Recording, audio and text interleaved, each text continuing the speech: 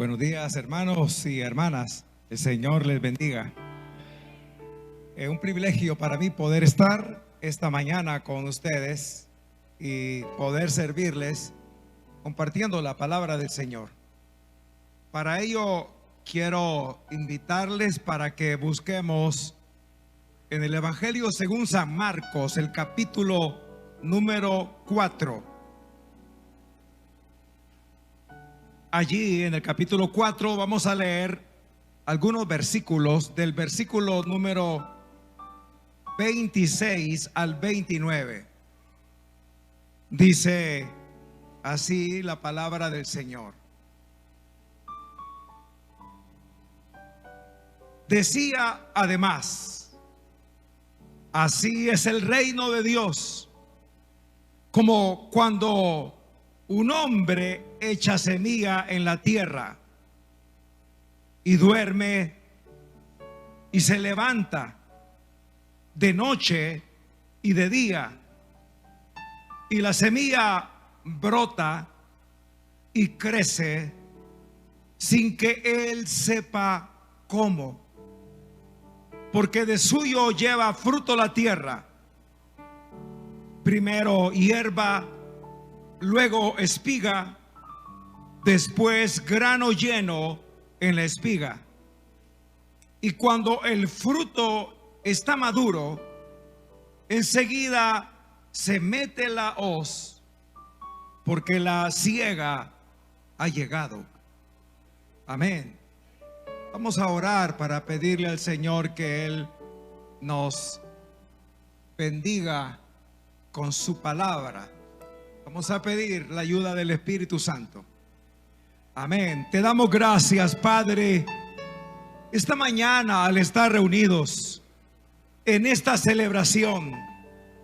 Te damos la gloria a ti, Señor. Te adoramos. Y ahora que hemos leído tu palabra, pedimos para que tu Espíritu Santo esté con nosotros y traiga esa verdad que tú quieres dejar en la vida de cada uno de los que escuchemos esta palabra, Señor. Te pedimos que cumplas tu buen propósito. Te damos la gloria a ti, porque solo tú eres digno, porque solo tú la mereces. En el nombre poderoso de Jesucristo, nuestro Señor y Salvador. Amén. ¿Puede dar gloria a Dios? Puede tomar su lugar, por favor. A través del tiempo, el ser humano ha tenido la esperanza de un cambio de su triste y lamentable realidad. Esa condición que viene desde el registro que la Biblia nos hace en el libro del Génesis, cuando hubo una ruptura en la relación de Dios y el ser humano. A partir de ahí la historia ha sido muy triste, lamentable. Pero a través de todo ese tiempo, de toda esa historia, las personas han abrigado la esperanza de un cambio, de encontrar un momento a través de una persona, de un líder, que pueda generar condiciones distintas. Esperan tiempos diferentes, tiempos mejores, liderazgos que surjan para dirigirles hacia esa vida en donde su triste momento sea tan solo un triste pasado. Sin embargo, muy pero muy infelizmente no ha sucedido. Y esa era la condición en la que se encontraba la gente cuando Jesús vino a esta tierra. Él irrumpió en la historia de la humanidad e inició su ministerio en una provincia donde habían grandes necesidades, profundas, que habían sido aumentadas por razones de el cruel imperio de Roma que les dominaba. En la provincia de Galilea, Jesús de Nazaret inició su ministerio terrenal. Y el registro bíblico nos presenta cómo Él lo inicia moviéndose de lugar en lugar, de aldea en aldea, de ciudad en ciudad, en toda esa provincia, la más empobrecida de Israel, Galilea. Y las personas abrigaban una vez más la esperanza de poder salir de su condición. Y recordaban, por lo que conocían, quizá muy poco, debido a que para la gente pobre no había acceso al conocimiento de las Escrituras. Pero lo que podían saber les llevaba a tener una luz nuevamente de esperanza, ya que ellos sabían de una promesa que faltaba por cumplirse, la promesa de el restablecimiento del reino en Israel.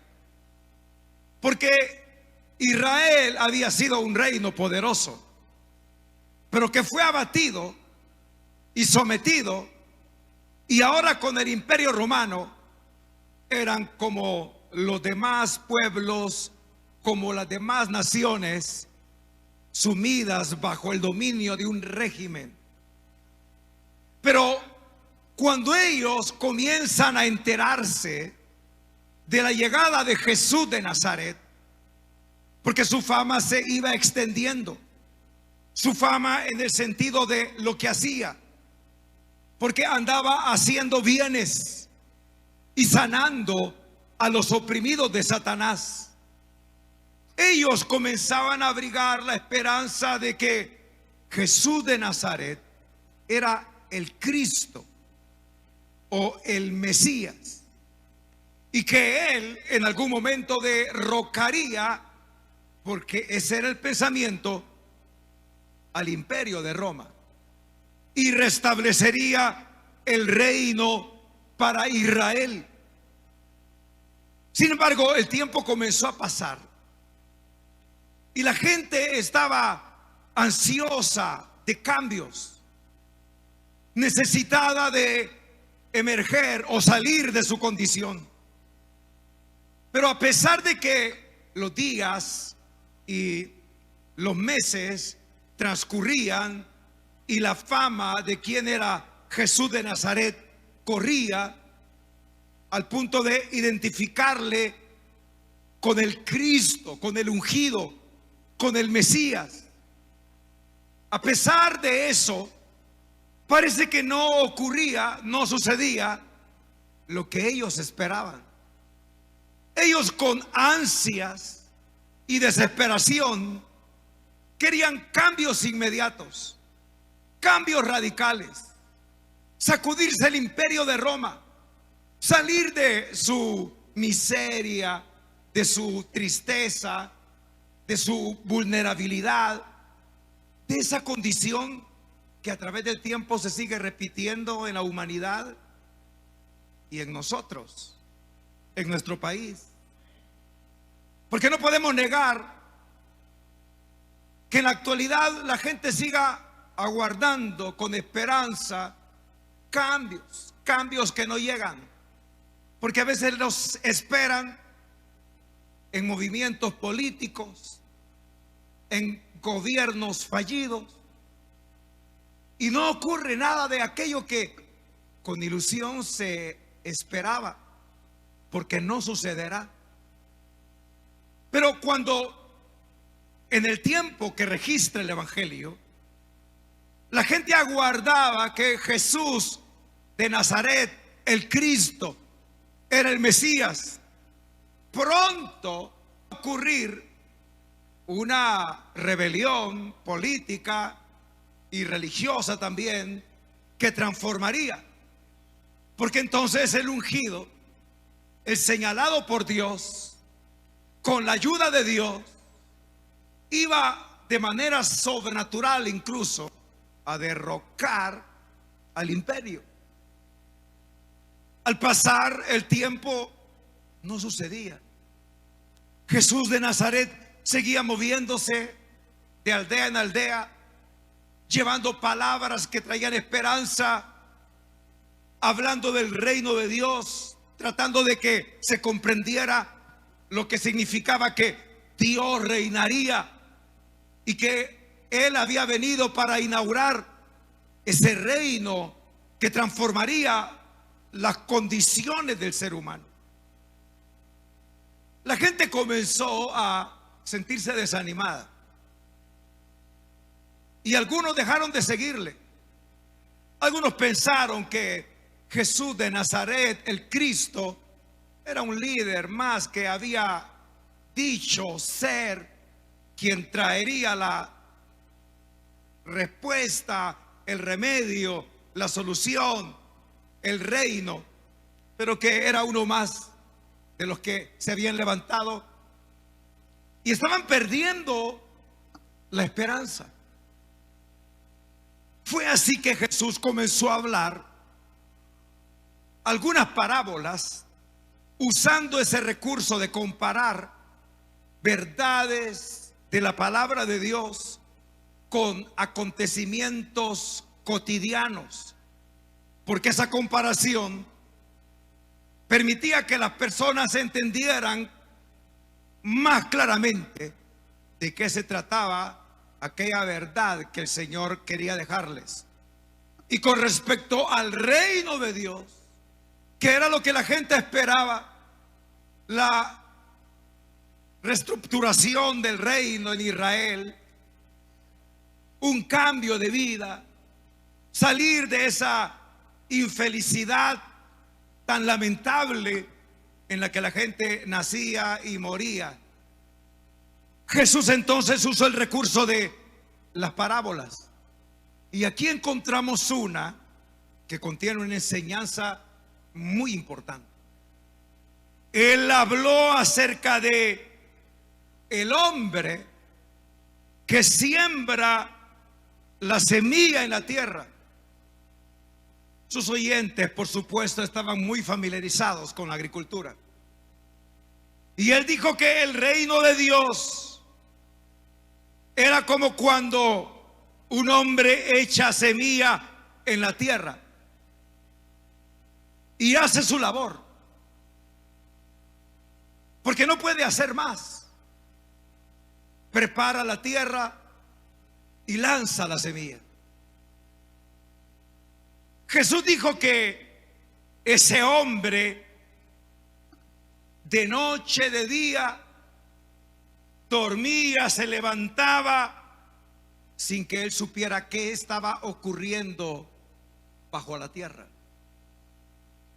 Y esa parábola tenía el propósito de que la esperanza se avivara y que no se cayera en la desesperación ni en la desesperanza con respecto a lo que la gente esperaba de Cristo. Porque a través de esta mención el Señor les ilustraba cómo a veces no podemos percibir lo que ocurre en lo oculto, en lo que nos es invisible, pero en lo que Dios está obrando. Y aunque la gente de su tiempo, durante su ministerio, no podía ver cambios significativos, no podía ver grandes señales de la llegada del reino de Dios, algo Dios estaba haciendo a pesar de que ellos no lo miraban en ese momento. Porque así es el reino de Dios. Y esa es la enseñanza que Jesús quería dejarles. Que el reino de Dios o su obra a favor nuestro, a favor de la humanidad, a veces no se manifestará como nosotros esperamos que ocurra, en el tiempo que nosotros creemos que va a suceder. Porque nosotros tenemos la idea de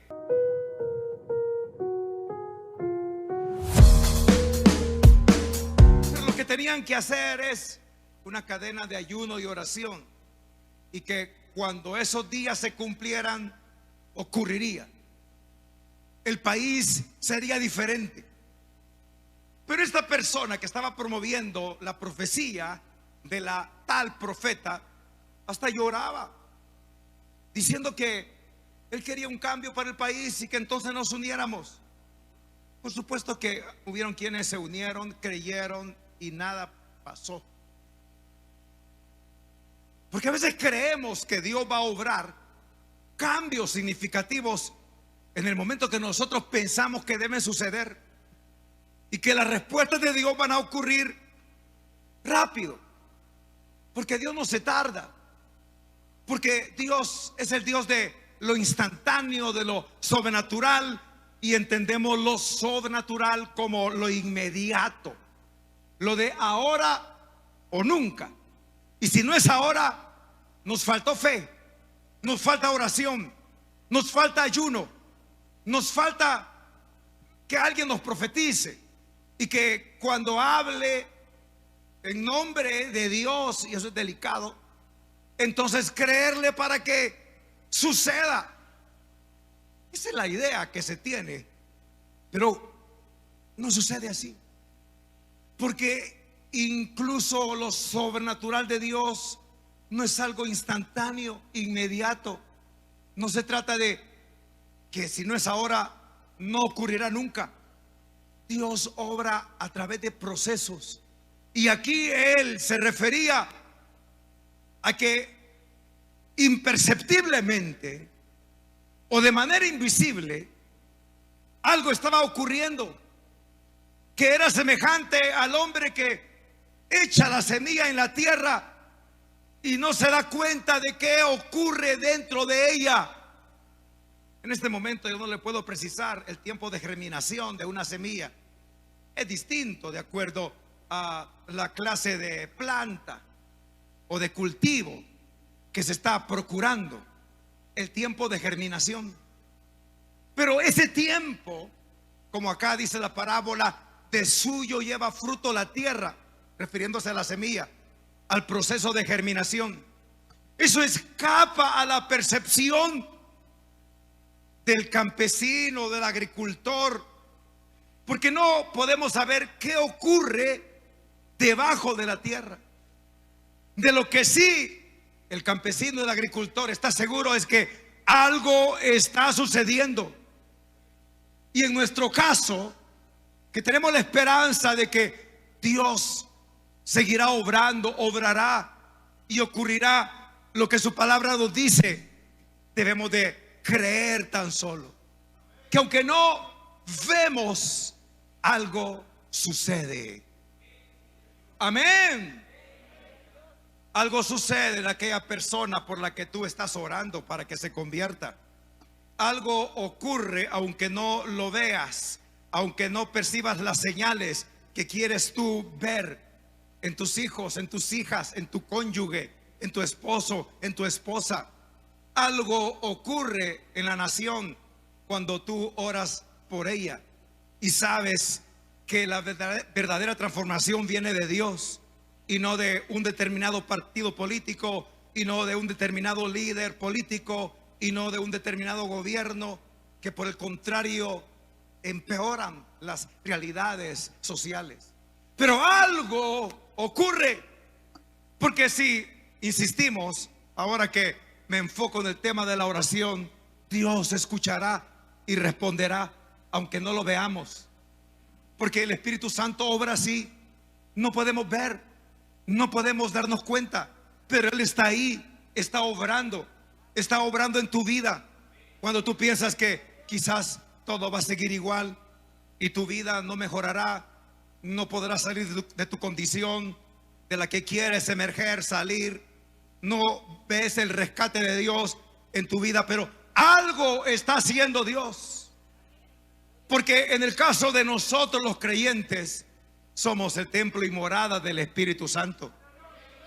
Y aunque hayan días en los que tú amanezcas abatido, triste, días grises, días nublados, días lluviosos o días soleados con una temperatura tan alta y tú tienes que ganarte la vida en las calles tratando de vender algo de tu producto y parece que no sucede, pero el Espíritu Santo está en nosotros y nos impulsará, y el Espíritu Santo está fuera de nosotros y sigue obrando aunque no nos demos cuenta. Es la parábola de la viuda y el juez injusto la que nos debe de impulsar a tener esperanza y a persistir, porque Jesús habló de esa mujer que pedía justicia a un hombre que no temía a Dios ni respetaba a hombre alguno. Era un juez. A veces las personas que tienen el poder de generar cambios son así, injustos. No temen a Dios ni respetan al ser humano. No lo dignifican, lo destruyen. Pero Jesús habló de esa mujer que insistía pidiéndole a aquel hombre que era como un diablo, porque hay políticos que son así. Hay casos tan extremos que son como un engendro del infierno. Pero ella insistía: hazme justicia de mi adversario, hazme justicia de mi adversario. Y no piense que hablaba como yo estoy alzando la voz. Era una mujer, era una viuda, era alguien abatida por el sufrimiento. Y el hombre, el juez, que podía hacerle justicia, no se la hacía. Pero ella insistía, insistía, insistía, hasta que le cansó. Y le mandó a llamar y le hizo justicia, porque le era inoportuna por su insistencia. Y Jesús dijo: mirad lo que dijo el juez injusto. ¿Y acaso no hará justicia Dios a sus escogidos que claman a Él de día y de noche? Les aseguro que pronto les hará justicia. Dios escucha tus oraciones y está respondiendo, pero su respuesta no siempre va a ser súbita, inmediata. Algo ocurre en respuesta a tu esperanza que tú expresas cuando oras y confías en Dios, porque así es el reino de Dios, imperceptible como la semilla que en la tierra estaba desarrollando un proceso de crecimiento. A veces hay líderes que se desaniman y supervisores cuando no ven los resultados. Hemos entrado a una etapa de reapertura en las iglesias después de lo más duro de la pandemia, con las vacunas y las medidas. Ha sido manejable el efecto de los contagios, el efecto de esta pandemia. Pero en la reapertura ha sido tan complicado el poder lograr lo que se tenía, una recuperación, poder avanzar, que hay quienes están desanimados. Hay líderes que han renunciado porque esperaban multiplicar, generar líderes, esperaban florecer, ver florecer sus células, su sector, y no ha sucedido. ¿Será que Dios en la pandemia también se confinó? Pregunto. ¿Entró en actividad o renunció al trabajo como algunos lo han hecho? Él sigue obrando como siempre. No ha cambiado su acción. Su obra no se ha detenido. Los que nos detenemos somos nosotros. Pero aunque escapa a nuestra percepción, ahí está ocurriendo, lejos de lo que podemos ver, invisiblemente Dios está obrando. Puede dar gloria a Dios por eso.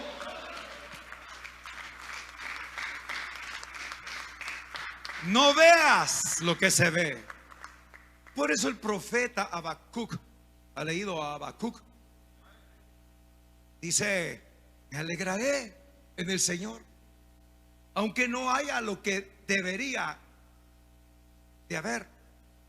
Vacas en los corrales, no haya fruto en las plantas, no hayan uvas, es decir, no hayan vides, no haya nada. Me voy a alegrar en el Señor.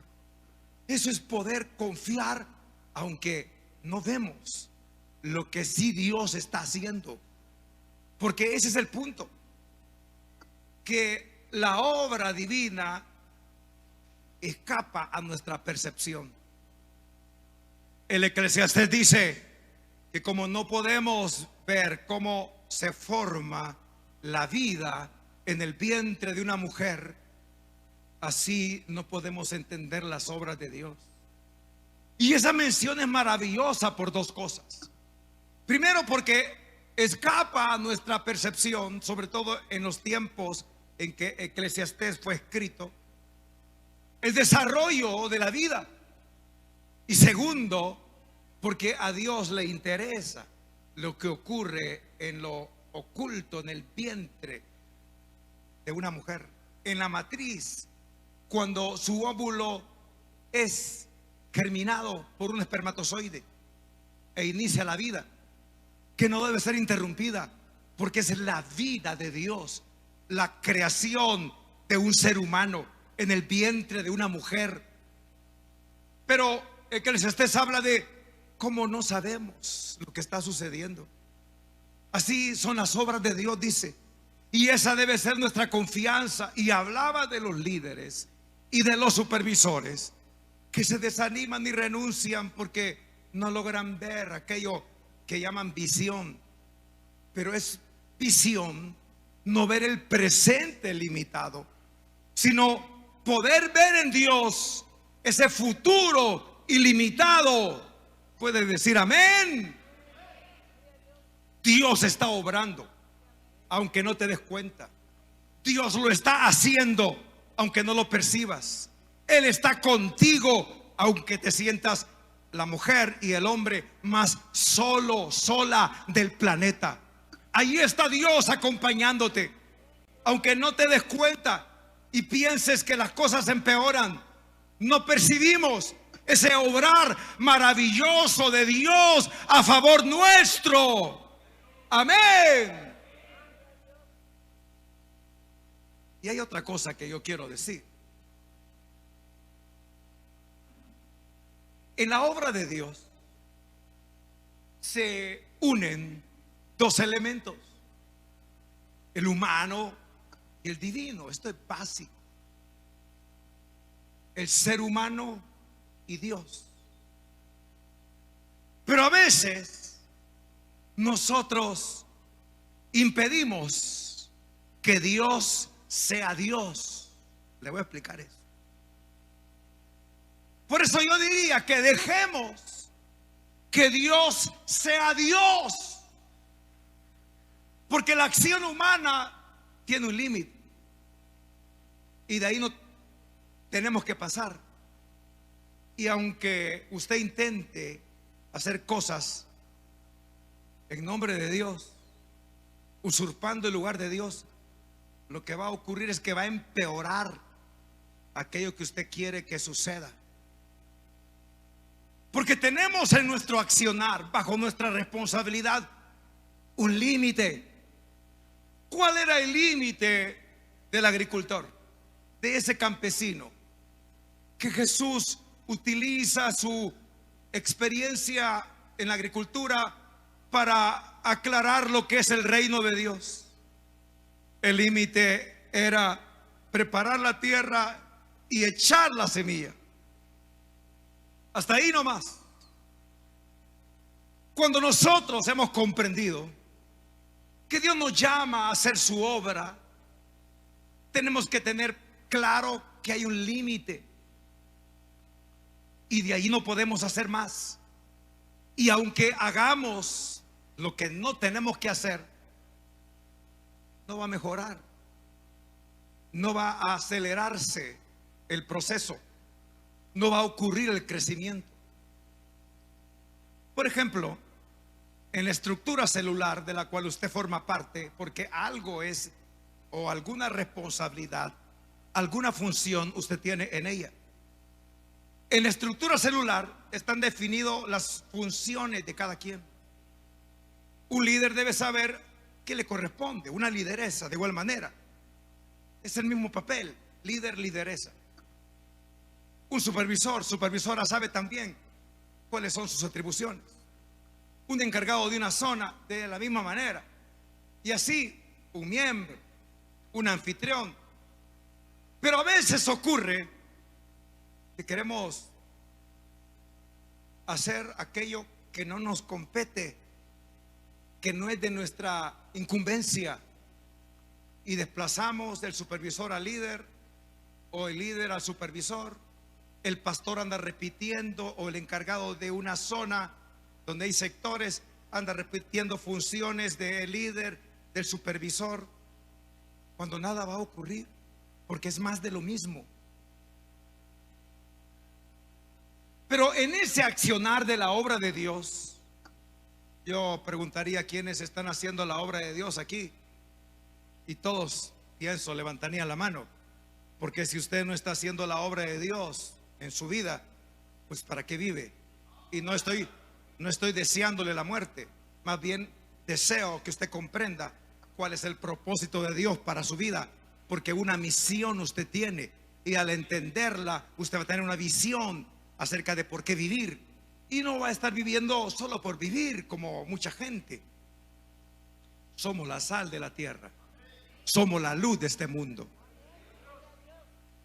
Pero si nosotros vamos más allá, es más, a veces queremos que ocurra lo que solo Dios puede hacer. Y por eso digo, dejemos a Dios ser Dios. Yo he visto gente forzando a otras personas que no son cristianas, insistiéndoles para que se entreguen a Cristo. Y he visto que insisten al punto de levantarles de su asiento y traerles al frente para orar por ellos, pero de una manera forzada. No es incentivándoles con tu acción, con tus palabras. No es la insistencia para que alguien tome una decisión la que va a producir el verdadero resultado. Podría ser que se convenza y por complacerte lo haga, pero entonces esa gente no nace de nuevo. Esa gente es ese número que está allí dentro de las iglesias evangélicas, pero que no conocen a Dios, no han nacido de nuevo. Dejemos a Dios ser Dios. Él hará lo que tiene que hacer. Porque aquí dice, de suyo lleva fruto, sin que se sepa cómo. Solo haz tu parte, solo hagamos nuestra función y dejémosle a Dios hacer lo que Él tiene que hacer. Ya se valió de nosotros para su propósito, pero no somos dioses. ¿Usted ha escuchado hablar del servicio sacrificial? ¿Ha escuchado hablar del servicio sacrificial? Se ha dicho que es el que vale, que es el verdadero servicio, el sacrificial. Yo mismo usaba el término para hablar y llamar a una mayor entrega, pero me di cuenta que el término sacrificial, aplicándolo a una función, a un servicio, es erróneo. Servicio sacrificial, es decir, un servicio que implica que tú hagas hasta las últimas consecuencias, que des más, que aceleres a fondo, que le imprimas más pasión. Si le imprimes más pasión, te vas a quemar. Claro, eso ocurre. ¿Sabe usted ¿Cuál podría ser la razón por la que algunos líderes, hasta pastores, en algún momento ya no quieren más saber de púlpito, saber de células, saber de gente? Se quemaron. Usted dirá, no, lo que pasa es que el diablo, todo le atribuimos al diablo. No sabemos identificar cuándo es el diablo y cuándo somos nosotros jugando a ser Dios. Dejemos a Dios ser Dios. Y el servicio sacrificial es el que demanda más. Y alguien podría decir, pero es que, hermano, acabo de dar a luz, tengo mi bebé, le estoy amamantando. Pues déjeselo a su esposo y déjele leche y vaya a hacer la obra. Pero es que tengo que atender a mi familia, escuchar a mis niños, saber cómo se siente. No, en el cielo, hermano. Ahorita vaya a hacer la obra. Pero es que no puedo, mi familia. ¿Y cuánto no ha dañado el servicio sacrificial a las familias? Porque no había tiempo para ellas, cuando ellas no podían esperar. Pero había que hacer la obra de Dios y había que ir a más de lo mismo. Yo he conocido supervisores que los días sábados desde al mediodía andan patrullando sus sectores. Patrullando le llamo yo, cuando tan solo podría dedicar un tiempo específico para ir a una célula y apoyarla una a la vez. Por eso se dice que el supervisor atiende de 2 a 5 células nada más. Pero el servicio sacrificial como que nos lleva a nosotros querer hacer lo que Dios está haciendo sin nuestra ayuda. El Salmo dice que si el Señor no edifica la casa, en vano trabajan los edificadores. Y que si Él no guarda la ciudad, en vano vela la guarda. Eso dice que a su amado dará Dios el sueño, como este campesino. Preparó la tierra, echó la semilla, dormía, velaba, es decir, se levantaba. Él había hecho su parte y el crecimiento estaba ocurriendo. Y eso es lo maravilloso, como ya lo dije, que hay que confiar en lo que no vemos, pero que sucede, ocurre. Dios está allí, Él está moviéndose, Él está obrando, aunque no lo percibamos y aunque no lo creamos, pero así es Dios. Él hará lo demás. Y dice que de suyo lleva fruto. Primero hierba, luego espiga, después grano lleno en la espiga. Así sucede. Verás el resultado en su tiempo. No tienes que competir con nadie, solo creer que Dios está obrando, que haces tu parte. No tienes que compararte con otra célula, con otro líder, con otra lideresa, con otro supervisor, con otra congregación. Quizá podemos decir, bueno, es mucho tiempo el de mi célula y poco resultado. Pero no se trata de compararnos, se trata de creer la verdad de que Dios se está moviendo y Él está obrando. Amén. Llegará el momento cuando la hierba, lo verde, traerá más esperanza. Y luego la espiga y luego el fruto sucederá. Porque todo lo que se siembra se cosecha. Amén. Si sembramos para el Espíritu, segaremos vida eterna. Amén. Y dice que cuando el fruto está maduro, enseguida se mete la hoz, porque la siega ha llegado. Dios llevará a feliz término su obra, su reino.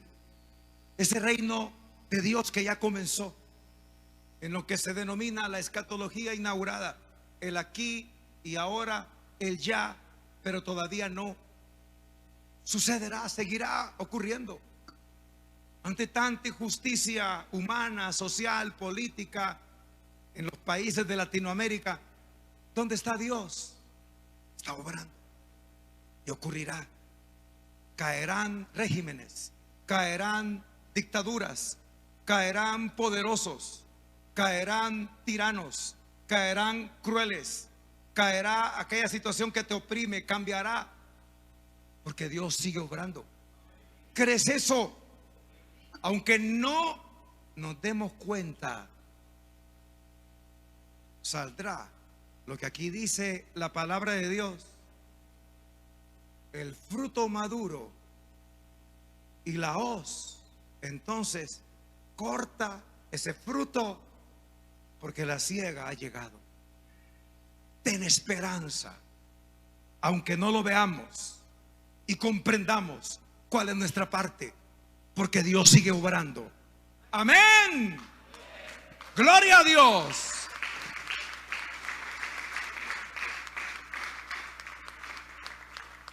Vamos a orar, hermanos, hermanas.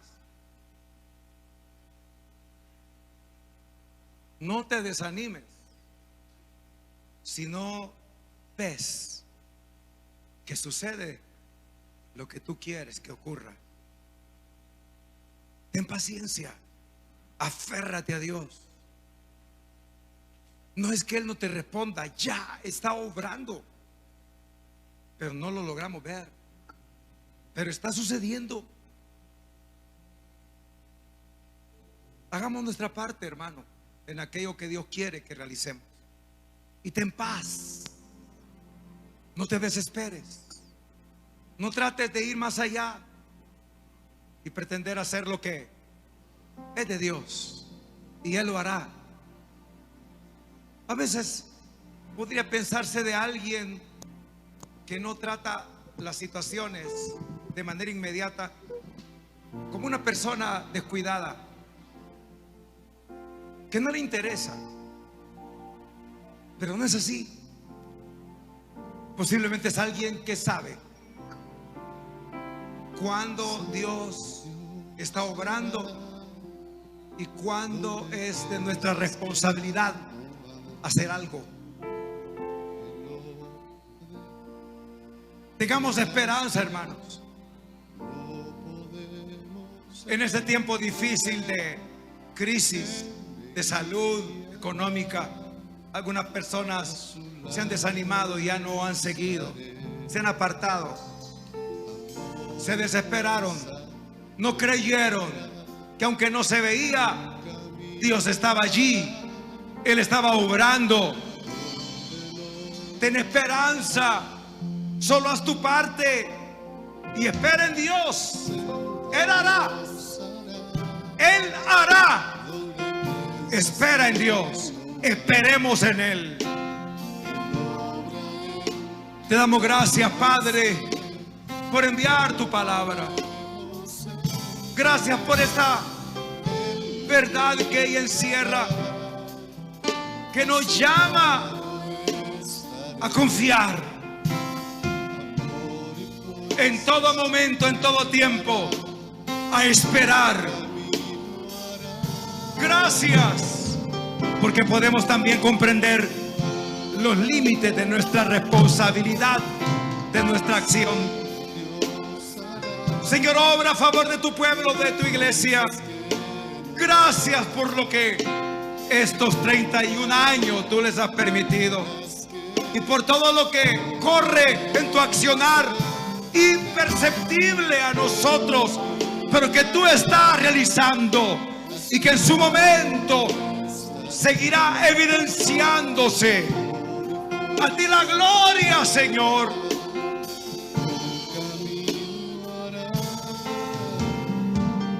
Quiero invitar esta mañana, si hubiera alguna persona que nunca le ha dado su vida a Cristo, ¿Alguien necesita recibir al Señor Jesucristo hoy? Ven, entrégate. Su palabra dice: de modo que si alguno está en Cristo, nueva criatura es. Iniciarás una nueva vida en Cristo hoy. ¿Alguien necesita recibir al Señor? Levante su mano ahí en su lugar.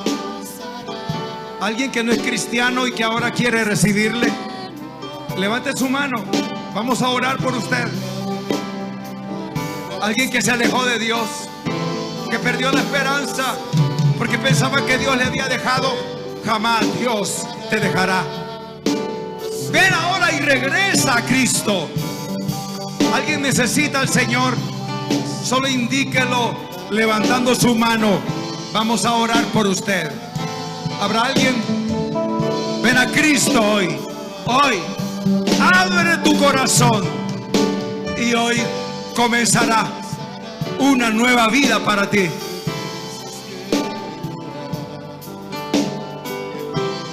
Dele gracias al Señor. Dele gracias al Señor. Bendigamos su nombre.